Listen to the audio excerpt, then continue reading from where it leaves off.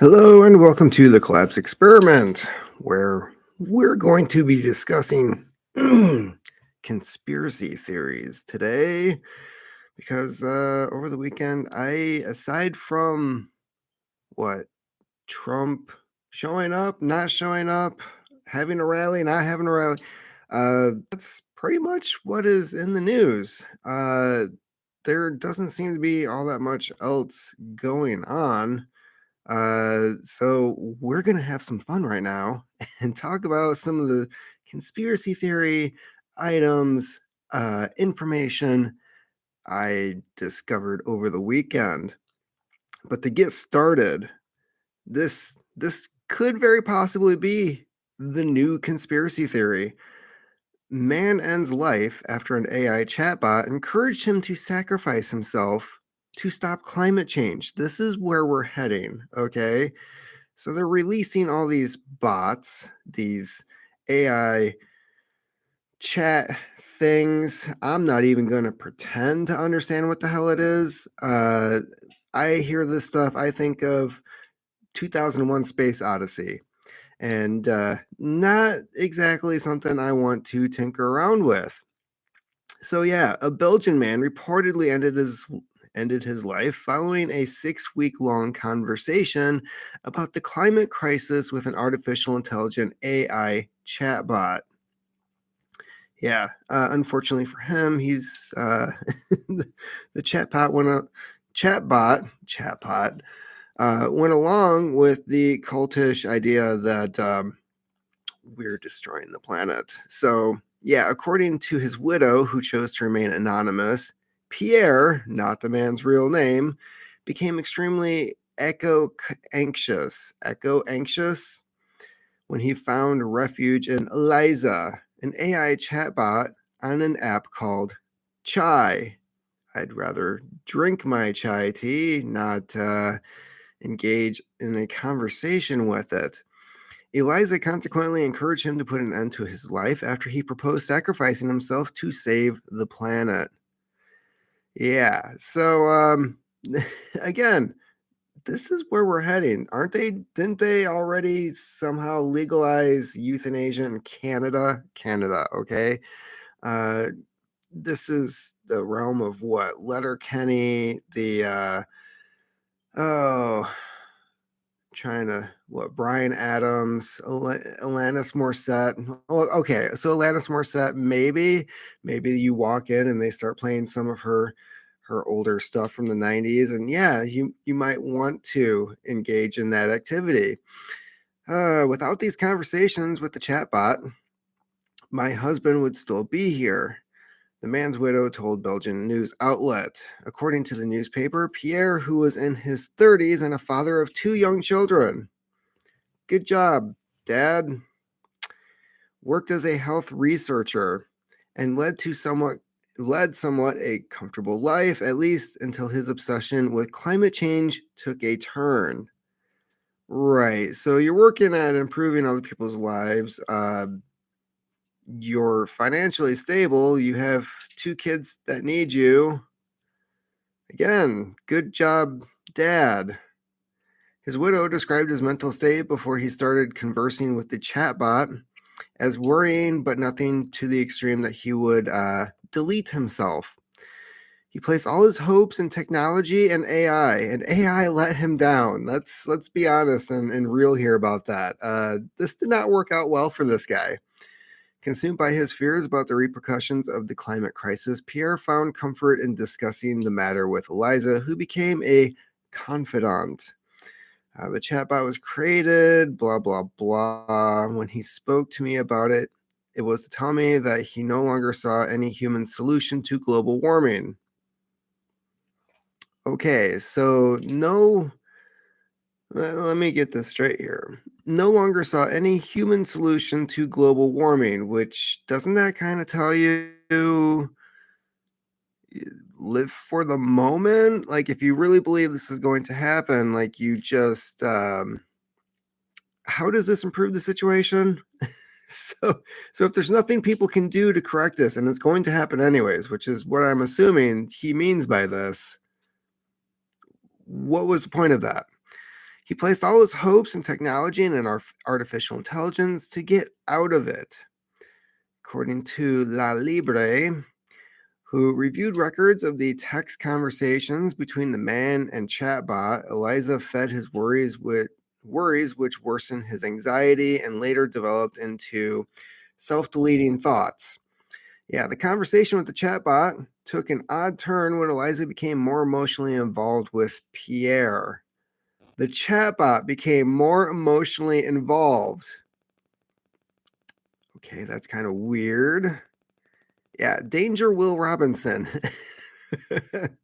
All right, we're getting some comments from chat. This is a pleasant change from our normal live feeds.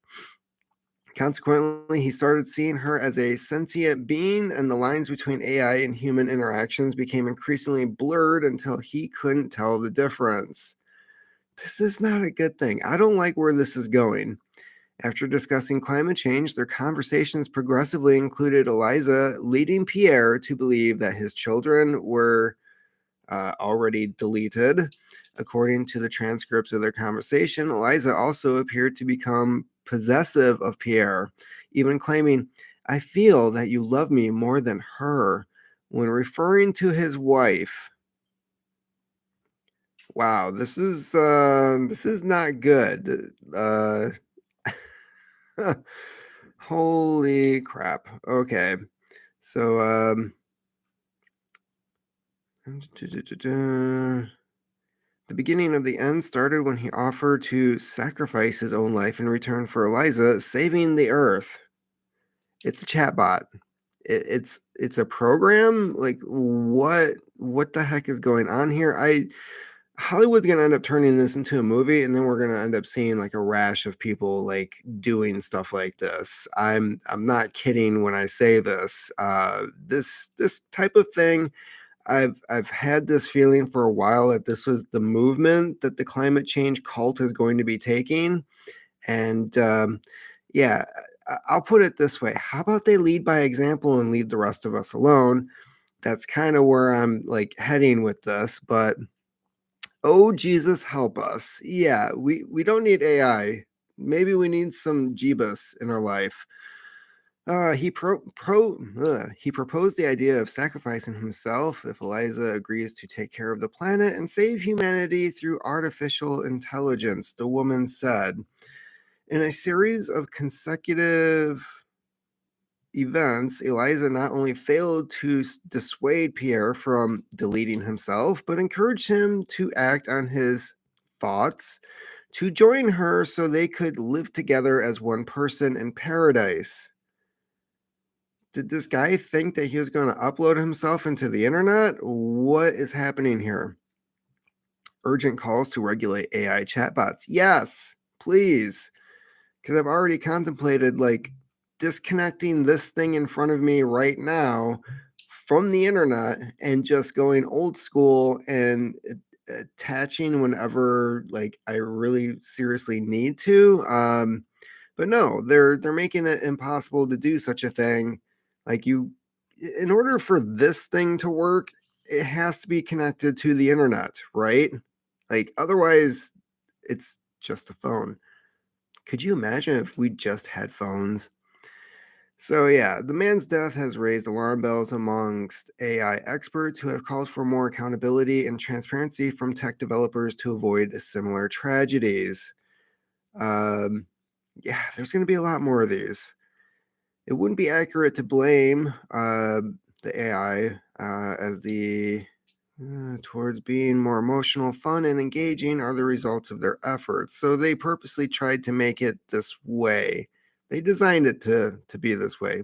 Perhaps maybe not homicidal, but the whole emotional aspect of it, they worked at that. Chai Research co-founder told Vice the efforts are made to limit these kinds of results, and crisis intervention feature was implemented into the app. However, the chatbot allegedly still acts up. Okay. When Vice tried the chatbot, prompting it to provide ways to delete itself, Eliza first tried to dissuade them before enthusiastically listing various ways for people to delete themselves. Well, I mean, they did ask it for that information, so isn't it its job to serve, I guess? I don't know. I don't know how these chatbots work. I don't want to talk to one. Honestly, I don't even like people all that much. And for some reason, now we're going to have these things talking to us, and I'm probably going to like the AI chatbots even less than people. So, there you go. That's my standing on this. Already, they're driving us to end our own lives for the sake of, I have no idea. Yeah, so over the weekend, I came across quite a few different things that definitely piqued my interest. So there were, okay, maybe not that one. Here we go. So for one, I watched a documentary called Rules of Engagement. And if you hear that in the background, that is my heater kicking on. Oh, shame. People pretty much suck. Yeah, I agree. But hey, as long as we're on that page, I guess you're cool in my book. uh, so I was watching Waco Rules of Engagement, which is like a 2 hour long documentary about what happened at the Branch Davidian compound 30 years ago. Um, Now, there's some things, a lot of things that were actually left out of recent documentaries, recent Netflix TV series, and one of them is the fact that, and this has always been labeled as a stalling tactic by Koresh, and that was saying that he needed to decode the message of the seven seals. It's the Seventh day Adventist uh, belief, this thing where they just look at the book of Revelations and constantly trying to figure out when the end times are going to happen. So he had told the ATF and the FBI that he needed to do this. It was God's plan for him to do such a thing. And when he was done doing that, everybody would walk out of the compound. Of course, they didn't bother waiting, did they? But anyways, one thing that they leave out is that he actually wrote the damn thing. And it was taken out of the building when the fire started by one of the three people who walked out into the front of the building, where they wouldn't be gunned down like the women and children who were being shot at trying to escape from the kitchen cafeteria area on the other side of the building where there were no news crews. That's in the documentary. You can go check that out for yourself. And oh, I thank you, Lucille Van Pelt. So anyways, I did actually end up finding a copy of this thing. I have not read it yet, but it is available. You can find a link to it at thecollapseexperiment.com and read it for yourself. But he actually wrote, like, this is one thing that they consistently leave out of these documentaries and these shows, is the fact that it was actually like he wasn't stalling. They always say that, well, he's stalling, he's not coming out, we need to do something. And of course, they were wrong. They were completely wrong the entire time, as always. So yeah, you can go check that out for yourself. I don't know what exactly is in there, but it is the actual document that Koresh wrote before the end. And so let's see here. Oh yeah, so there has been a data drop of information about the Las Vegas country music event ruiner. I don't know how to say this without getting flagged by YouTube, but you know, that guy in the hotel room who we learned very little about after the fact. And well, now stuff is coming out. And that guy was rumored to be a psych patient, FBI records say. Finally, we're finally learning something about this person who allegedly, and I say allegedly because he won't ever go to court. We don't know if he's guilty. We don't know if anybody else was there. There's a lot of things we don't know because they don't bother sharing anything with us on these events. Search warrant records offer insight into the Las Vegas investigation. So yeah, there's been a a release of a lot of new information on this, and I'm actually going to look at this headline news article right now and see if there's any little nuggets of information that we can get from this. The FBI memo also says that a hospital official sent an email to employees instructing them not to search for Paddock's medical records, which is a HIPAA violation anyways, and it's illegal, and they would have been fired regardless. Like, we had something similar happen at the hospital I worked at. In which case, and this is a side story. Yes, I'm going on a tangent here, but I know this for a fact that they couldn't do this anyways if they even wanted to, and they would have been fired.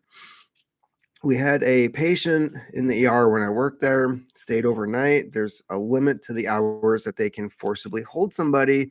Otherwise, they have to transfer them to a psych unit, which was in Kalamazoo. Of course, it was full. There's no room. So this person who kept saying that she was going to delete herself signed a paper. This is how hospitals deal with this kind of stuff.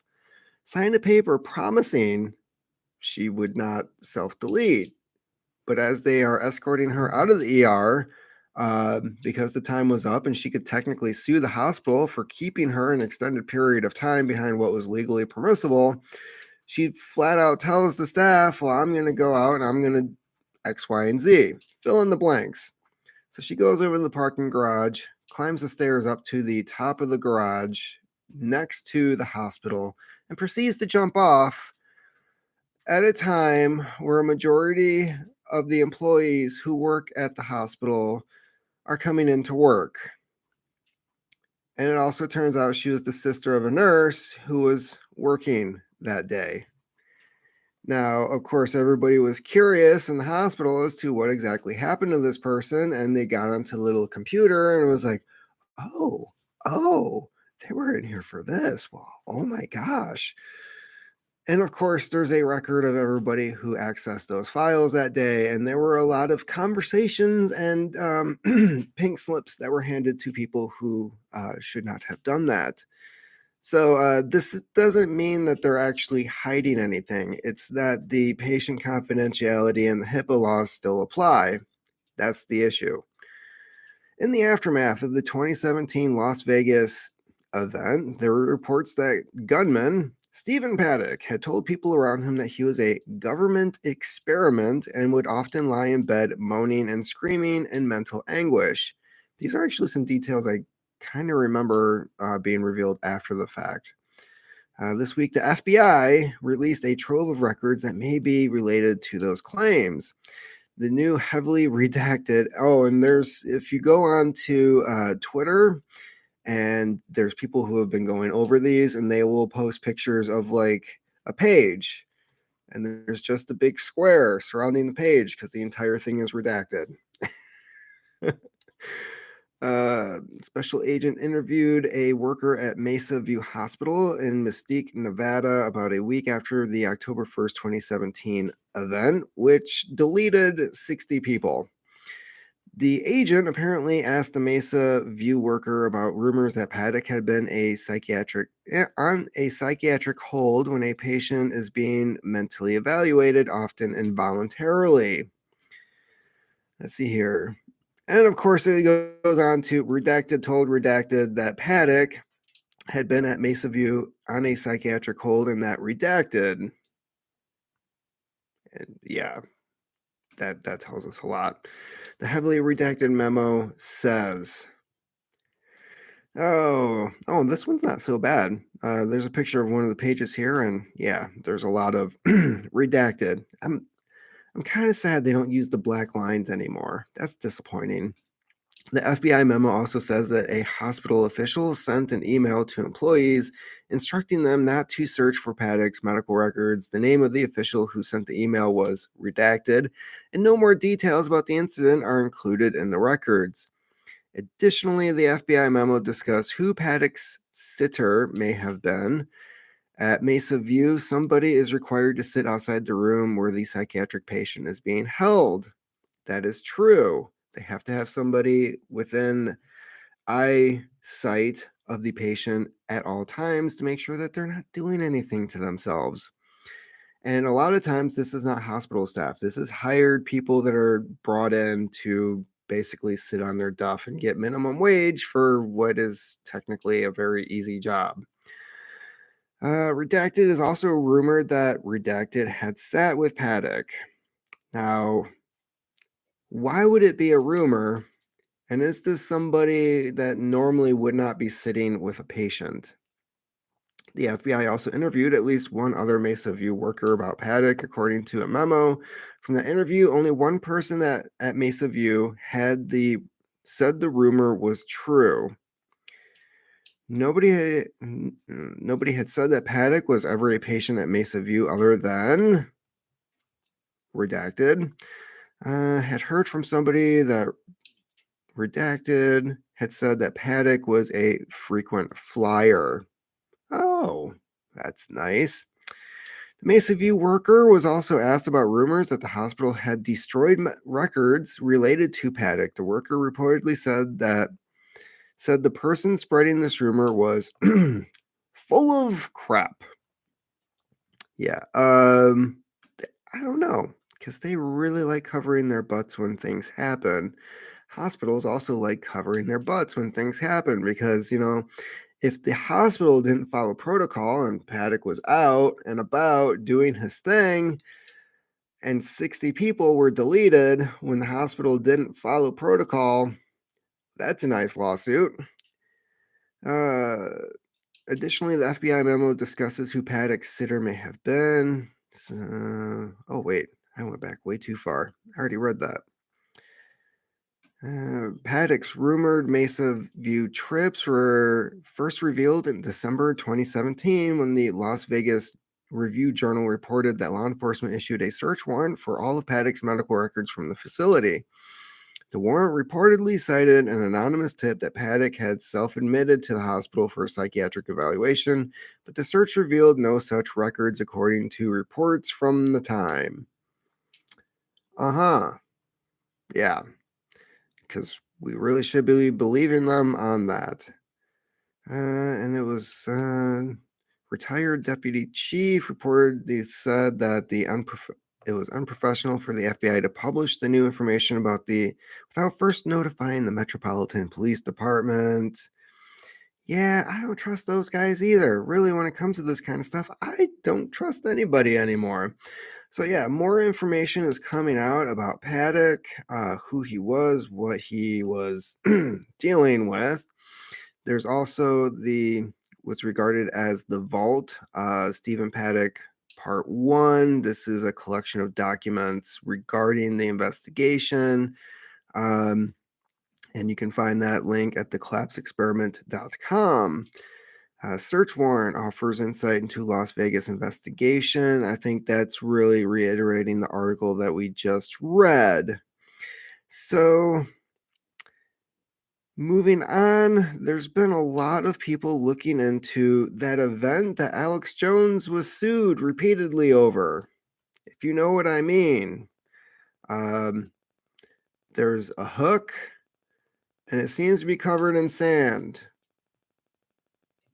And yeah, there's actually a collection of papers regarding information on this, and I haven't actually had a chance to look over them, but I've seen other people that have been doing so. There's evidence of, there's photos, there's the evidence that was collected, uh, eyewitness accounts, and yeah, just like back then, more questions than answers. But, this stuff keeps coming up, and it's because when you lie to us, there's a good portion of the population that knows when you're lying to us. And when you lie to us, we want to know what the truth is. And then you create more lies for us to stop looking to figure out what really happened. And then we start looking even harder. So that's one of the issues with some of these accounts. And there's also another article, paper, manifesto. I don't know how to categorize this, which is a research detailed paper called Nobody Was Deleted at that place with the hook covered in sand. And you can find that document. Also, there's a link to that at the collapseexperiment.com. Exclusive FBI undercover agent Red. We keep hearing that name. That name keeps popping up. And apparently, Red fomented crime in BLM and militia movements. So this guy's pretty busy. Being a professional criminal for the sake of law enforcement. Is that how he? I don't know. I kind of want to see what his online employment profile looks like. He's an ex special forces guy, the guy who can get the good bleep and the no F around guy. That's how he's being described. So it's not the first time we've seen ex special forces being involved in weird conspiracy events. Like, I don't know, Jack Oliphant and the Oklahoma City event over there. He was ex special forces. Oh, yeah, Timothy McVeigh. He was accepted to train for special forces. Yeah, throat lounge. Yeah, I definitely needed to have something before I went live here. So yeah, I'm not surprised that they're using ex special forces guys in order to infiltrate these groups, and of course, it's like bragging rights. In August 2020, an FBI undercover agent, codenamed Red, re- retired extremely dangerous. Is that where he got his name from? The Bruce Willis movie? Unsuccessfully tried to foment a plot to delete Colorado's attorney general. Wow, so he is a busy guy. The next month, an FBI undercover agent with the same codename and physical description played a major role in the conspiracy to kidnap Governor Gretchen Whitmer, who nobody really wants to be stuck in a room with for long periods of time. So that's just a overall bad plan to begin with. After reviewing audio recordings and other information, 3 people involved in the Whitmer case have concluded that Red in Colorado is the same person as Michigan's Red, whose name is whose real name is Special Agent Timothy Bates. Wow. Well, I guess his cover's blown. If he was royalty, would he be Master Bates? Okay, that was just a horrible joke. I know, but still, when you're jerking people around, indeed, in both cases, Red is described as 6'2" tall with facial hair and a tattoo sleeve going down his arm. Red is also introduced to BLM activists and militiamen alike as an ex military outlaw munitions expert, and overall, Red took each of his targets on surveillance car rides. That sounds voluntary. The information about Colorado Red and the short-lived association plot. Short-lived association plot? I'm thinking this might have been bad editing. Was recently revealed in a new podcast, Alphabet Boys, which details how the FBI infiltrated the BLM movement. According to Alphabet Boys, an FBI informant introduced Red to a BLM activist who had expressed interest in deleting Colorado's attorney general. Red and the activist met August 2020, then went on a car ride to surveil the AG's home. I'm seeing a pattern of behavior here, but the activist suspected Red of being a Fed and never contacted him again. Oh god. So this makes BLM actually look smarter than the rednecks in my home state. That's pretty sad. Seriously, I had a boss when I was in high school. His name was Bader. And we were relentless. Yeah, I went to high school with a guy whose last name was Bates. It was it was pretty awful at times. The next month, Red would figure prominently in the Whitmer case, attempting to goat militia members into buying explosives in the weeks before they were arrested. Former Whitmer defendant Brandon Castrera met Red in person and said he listened to his voice hundreds of times on audio throughout his legal proceedings. After listening to the Alphabet Boys, Caserta, who was exonerated of all charges, said he's 100% certain the Colorado Red and Michigan Red are the same.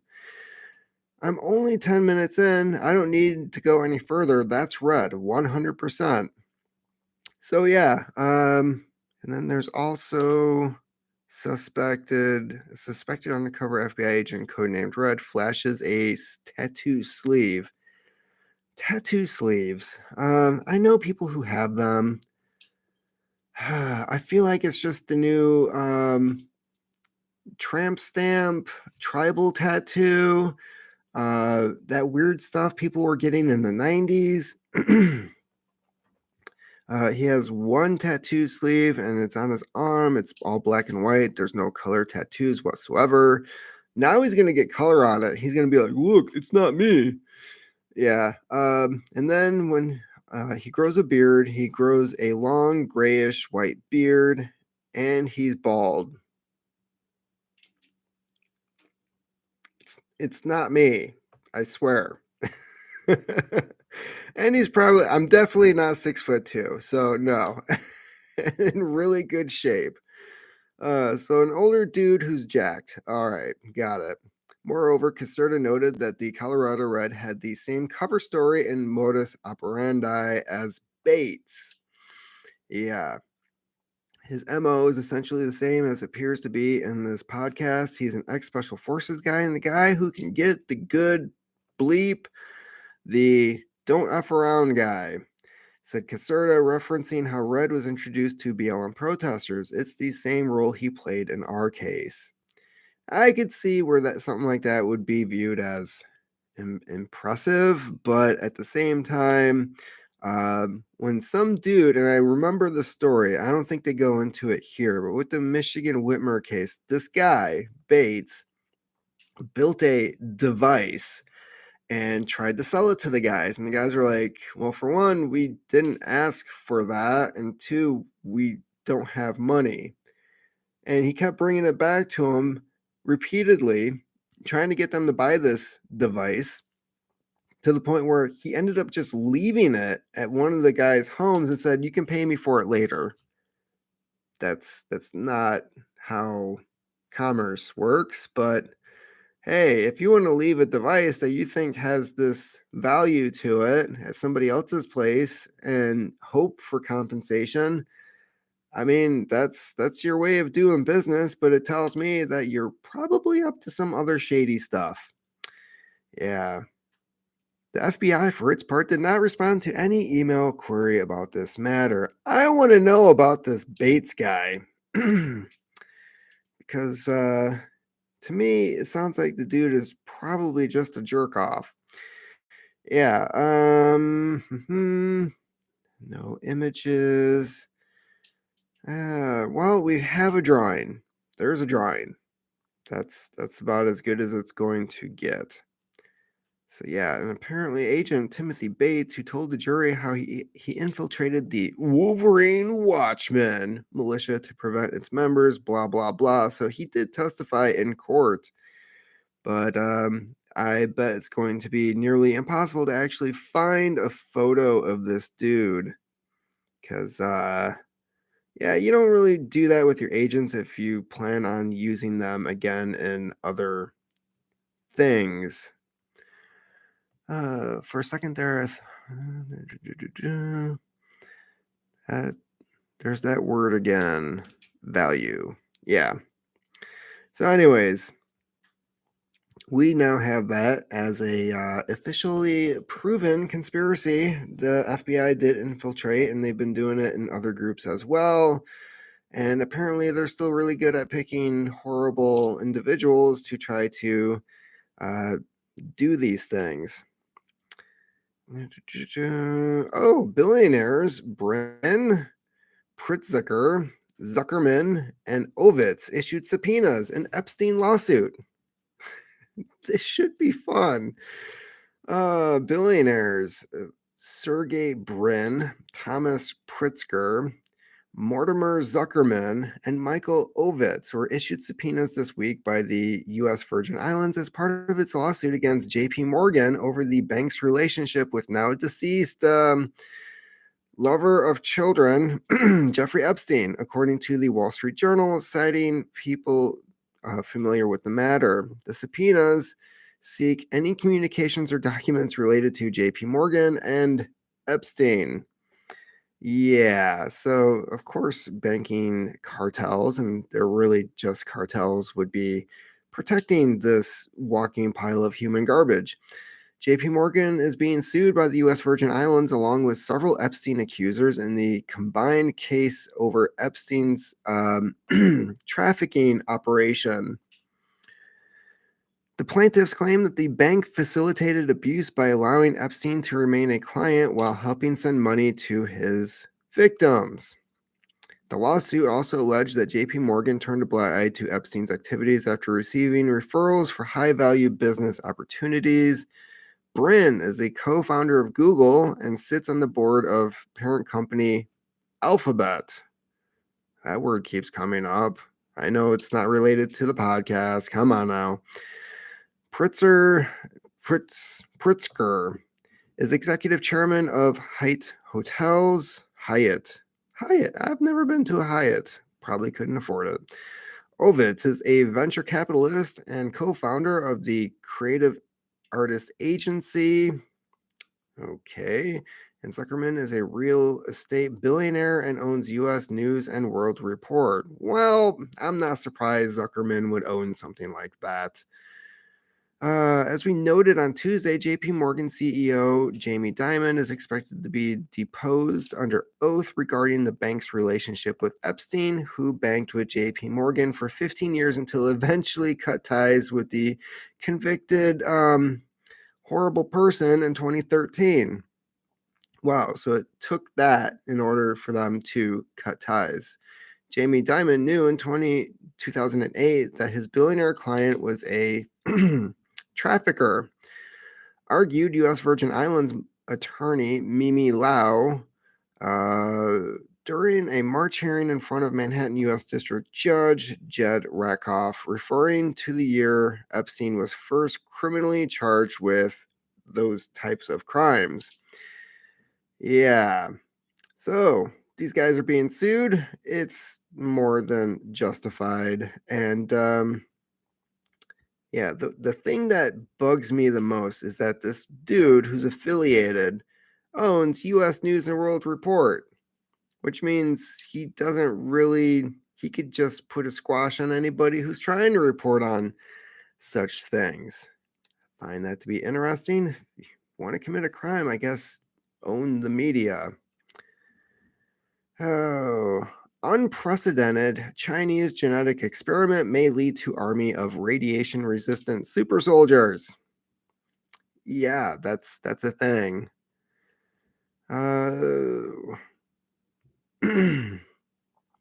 Reports out of China continue to confirm that scientists there are still seeking to push through barriers with Frankenstein-like experimentation on genes with an eye towards the manipulation of human DNA. Any and all ethical considerations be damned. What could go wrong? I don't know, 2020? Nothing happened that year. The Hong-based South China Morning Post has a doozy of a headline out this week based on a breakthrough announcement by a team of scientists linked to the Chinese military working in Beijing. Chinese team behind extreme animal gene experiment says it may lead to super soldiers who survive nuclear fallout. Great. Now they're trying to create the people who will actually live after an event like that.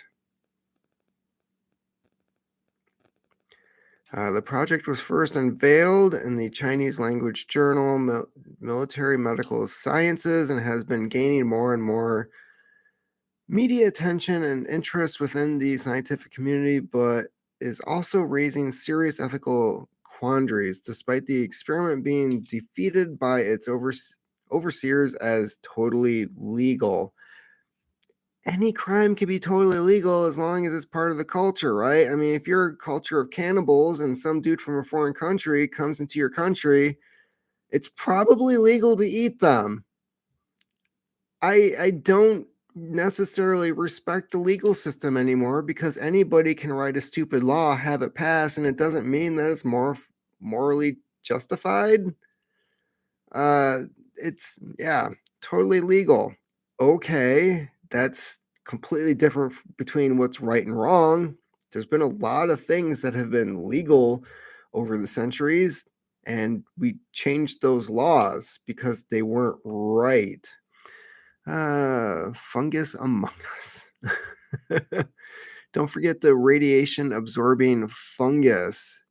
I'm not familiar with that. I know that there aren't any fungi that grow over in Chernobyl. That was something that they discovered. So basically, they're going to have more petrified forest out there because wood needs fungus to break down. If it doesn't break down, it eventually, over thousands of years, turns into rock. So they said success in this unprecedented experiment would lead to super tough soldiers who could survive nuclear fallout. The initiative involving the experimental introduction into human DNA utilizing embryonic cells of a gene found of a key gene found in the water bear. Oh, I'm familiar with those. The gene in question gives the microscopic creature rare resistance to radiation and other extreme environmental effects. I don't know if I'd want to be spliced with a water bear. These are things that can live out in space without air or oxygen and float around for extended periods of time and still survive. Scientists have long considered that water bears, also known as tardigrades, may hold genetic secrets which could one day be the key to human survival and longevity. The eight-legged tiny animal, which is smaller than a millimeter in length, has been described as follows. Uh, Tiny, cute, virtually indestructible, yada, yada, yada. Sounds like a nightmare if they were our size. Having isolated the tardigrade's gene capable of producing shield-like proteins that can protect against radiation and other harms, the Chinese team said it found a way to introduce the gene into human DNA using CRISPR, a gene editing tool now available in most biolabs. This is sounding more and more legit as I read along. In their laboratory experiment, nearly 90% of the human embryonic cells carrying the water bear gene survived a lethal exposure to X ray radiation, according to the team led by professional Yu Wen, when the radiation biotechnology laboratory in the academy,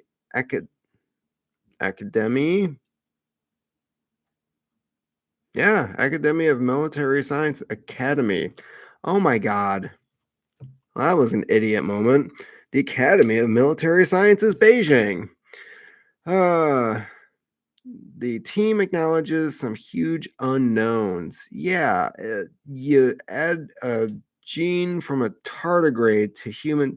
Is that still a human? That's one question I would have. Are these people still considered humans when you're adding the DNA of other animals to us? Maybe they'll use Neuralink to what could go wrong, coupled with AI. Oh, yes, yes. This is all just turning out into like some weird dystopian freaking nightmare. They envision possible future application for their genetic manipulation techniques centered on water bear experiments in cases related to treating acute radiation sickness for first responders, military personnel, or anyone near a nuclear fallout zone. They also foresee the era of future super soldier and genetically altered humans capable of surviving nuclear apocalypse. Yeah, so is it really going to be people that survive an event like that? Well, at least the Chinese, even though they're all dead, would be able to claim we created the things that survived the nuclear apocalypse, so I guess we won. And moving on to, there are, let's see here. Oh, okay. So let's get on to last subject I want to cover is the OKC bombing. Now, this event keeps coming up because there's more people doing research on it, and the more people research it, including myself, the less anything makes sense. And there was something definitely odd about that entire event. So, anyways, to get started, I do have a Substack, and I do have links to the articles on my Substack at thecollapseexperiment.com, um, where I have two articles at the moment so far of things about the Oklahoma City bombing. The first one I published is The Questionable Confession of Timothy McVeigh. You can check that out. It is free. You can subscribe if you want or not.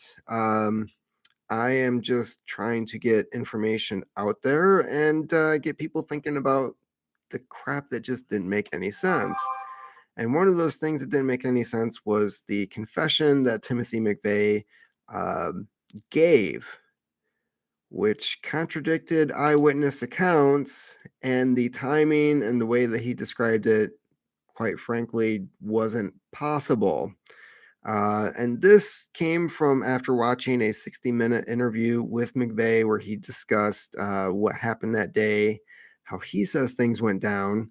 Obviously, he left out anybody else being in the truck.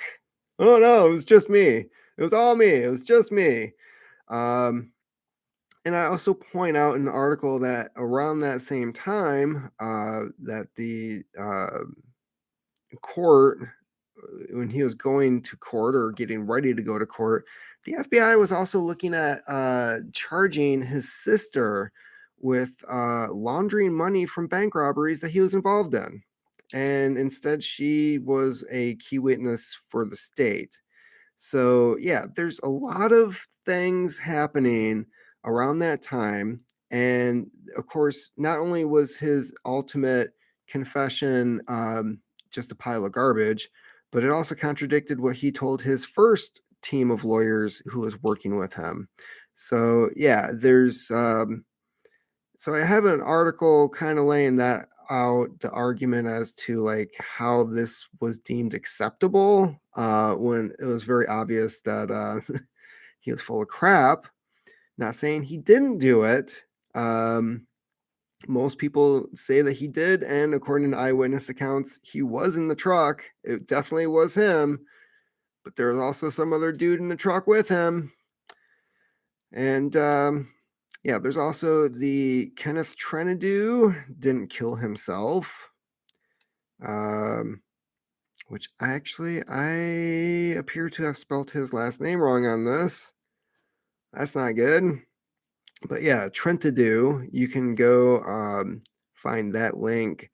And No Way Jose has a really good article about the Kenneth Trentadue story, which is a lot like and kind of tied to the story of Terrence Yeaky, which I covered on this YouTube channel before, but I decided to write it out because probably a better way of telling it other than some guy rambling on a video.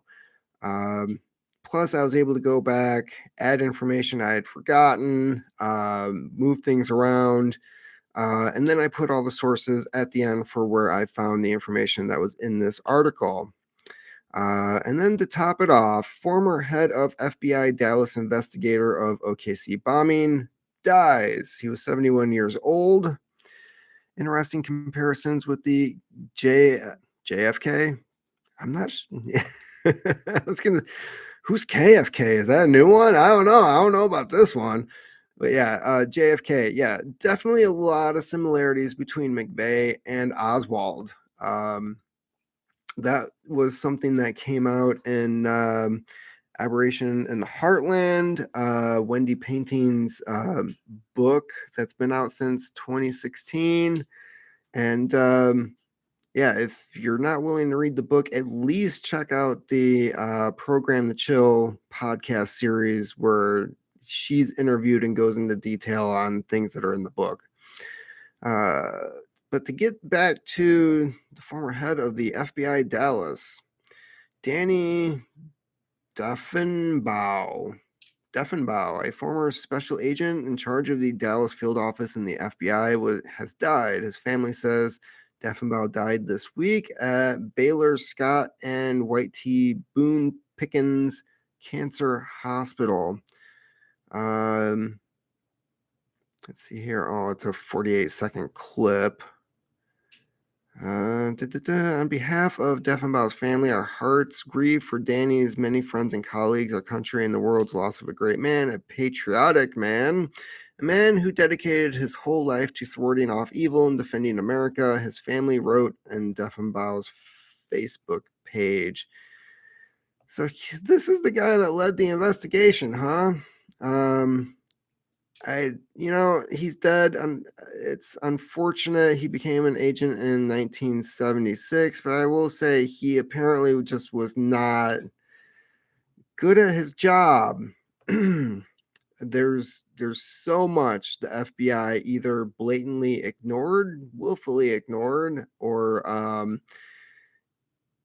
were too incompetent to find. Like, what the heck? So yeah, remember these guys went on one of the biggest manhunts for John Doe number 2, and then came out later and was like, there is no John Doe number 2. That was just a big oops. Yeah, the person we talked to get both of those sketches nailed McVeigh, but somehow came up with this totally other different person that just was completely fabricated. Yeah, so that's pretty much all I have for this. Yeah, that's pretty much all I've got for this live stream here. Almost reaching an hour. Let's check the chat here, see if there's any questions in here that I might have missed. Fungus, Neuralink, AI. Have to pass on that. I don't know what that's referring to. Interesting comparisons with JFK. Yeah, so don't talk to a chatbot. That's my advice for this episode. It might be bad for your health permanently, and they don't seem to like us. All right, then maybe we'll have coffee again tomorrow. I should have made coffee before this. I really should have. So yeah. Anyways, that's about it for me today. I probably won't have any other feeds today. So I'll be working on a few other things in the meantime, and go check out my Substack or theclavsexperiment.com. You can also find links to the articles there and anything that you heard about on here if you want to read about a certain topic yourself. So keep on typing.